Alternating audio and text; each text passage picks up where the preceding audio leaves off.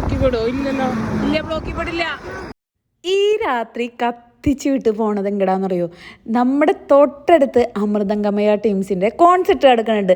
അപ്പം പിന്നെ എങ്ങനെ നമ്മൾ കാണാണ്ടിരിക്കാൻ പോകും?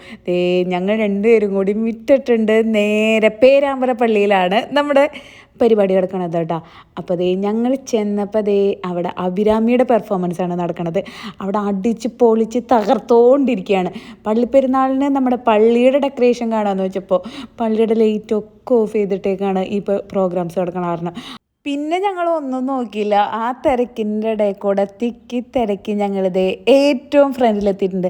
അവിടെ ചെന്നപ്പോഴുണ്ടല്ലോ, അവിടെ അച്ഛനും നമ്മുടെ സിസ്റ്റർമാരും ഒക്കെ കൂടി ഇങ്ങനെ ഇരിക്കുകയായിരുന്നു. അവരൊക്കെ ആണെങ്കിൽ നല്ല ഡീസൻ്റായിട്ട് കസേരയും ഇരുന്ന് ഇങ്ങനെ നമ്മുടെ പ്രോഗ്രാംസൊക്കെ ആസ്വദിച്ചുകൊണ്ടിരിക്കുകയാണ് കേട്ടോ.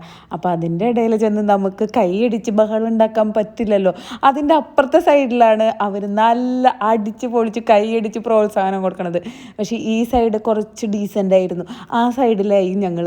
അപ്പം ഞങ്ങളും കുറച്ച് ഡീസൻ്റായി അവിടെ കുറച്ച് വേഗം വിളിക്കണോ? അപ്പൊ ഈ ഒരു സൈഡ് നമ്മുടെ മണിച്ചേട്ടൻ്റെ നാട്ടിൽ വന്നിട്ട് മണിച്ചേട്ടൻ്റെ പാട്ട് പാടാണ്ട് പോകാൻ പറ്റുമോ? അവരൊന്നും പ്രിപ്പയർ അല്ലാന്ന് തോന്നുന്നുണ്ട് മണിച്ചേട്ടൻ്റെ പാട്ട് പാടാൻ. അവിടെ എല്ലാവരും ബഹളാണ്. ഓരോ പാട്ട് കഴിയുമ്പോഴും ഇങ്ങനെ പറഞ്ഞുകൊണ്ടിരിക്കുക, മണിച്ചേട്ടൻ്റെ പാട്ട് എവിടെ, മണിച്ചേട്ടൻ്റെ പാട്ട് എവിടെയത്. അവർ കുറേ വെയിറ്റ് ചെയ്തപ്പോഴാണ് അതിലത്തെ ഒരു മെയിൽ സിംഗർ ഉണ്ടായിരുന്നു. ആൾ കുറച്ച് മണിച്ചേട്ടൻ്റെ പാട്ട്, പക്ഷേ എനിക്കത്ര പിടിച്ചില്ല. നമ്മുടെ മണിച്ചേട്ടൻ്റെ ആ എനർജി ഒന്നും വന്നില്ല കേട്ടോ. അതിൻ്റെ അടുത്ത് പോലും വന്നില്ല. പക്ഷേ നമുക്ക് കുഴപ്പമില്ല, മണിച്ചേട്ടൻ്റെ ഒരു പാട്ട് കേൾക്കാമെങ്കിലും പറ്റി. അങ്ങനെ കുറച്ച് അടിപൊളി പെർഫോമൻസുകൾക്ക് ശേഷം നമ്മുടെ അമൃതയുടെ മെഡ്ലി പെർഫോമൻസ് ഉണ്ടായിരുന്നു, AR റഹ്മാനിൻ്റെ കേട്ടോ. അപ്പോൾ കുറച്ച് പാട്ടുകളൊക്കെ ഉണ്ടായിരുന്നു, അത് നല്ലതായിരുന്നു കേട്ടോ.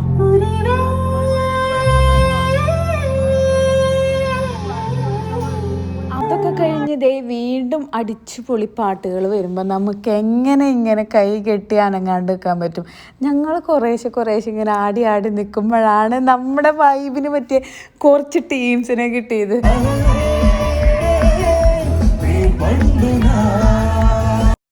പിന്നെ അവരോടൊപ്പം കുറച്ച് തുള്ളിയതിന് ശേഷം ഞങ്ങൾ പോരുകയാണ് കേട്ടോ.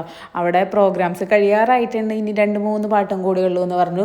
ഇനി അത് കഴിയാൻ നിന്നാൽ ഞങ്ങൾ ആ തിരക്കിൻ്റെ ഇടയിൽ പെടും. അതുകൊണ്ട് തന്നെ ഞങ്ങളിത് ഇറങ്ങാൻ പോവുകയാണ്. പിന്നെ നമുക്ക് ആ പുറത്ത് കുറച്ച് ലേറ്റ് അറേഞ്ച്മെൻറ്റ്സ് ഒക്കെ ഉണ്ട്. അപ്പോൾ അതൊക്കെ ഈ തിരക്കില്ലാണ്ട്, എല്ലാവരും ഇതിൻ്റെ ഉള്ളിലാണല്ലോ, അതൊക്കെ ഈ തിരക്കില്ലാണ്ട് കാണാം. അപ്പോൾ അതൊക്കെ കണ്ടു കഴിയുമ്പോഴേക്കും പാട്ട് അവസാനിക്കും. അപ്പോഴേക്കും നമുക്ക് തിരക്കിൻ്റെ ഇടയിൽ നിന്ന് രക്ഷപ്പെട്ട് പോവാം. ഞങ്ങൾ രണ്ടുപേരും കൂടിയാണ് വന്നേക്കണത്. അപ്പോൾ അതുകൊണ്ട് തന്നെ വേഗം വീട്ടിലെത്തിയില്ലെങ്കിൽ പറയേണ്ട കാര്യമില്ലല്ലോ.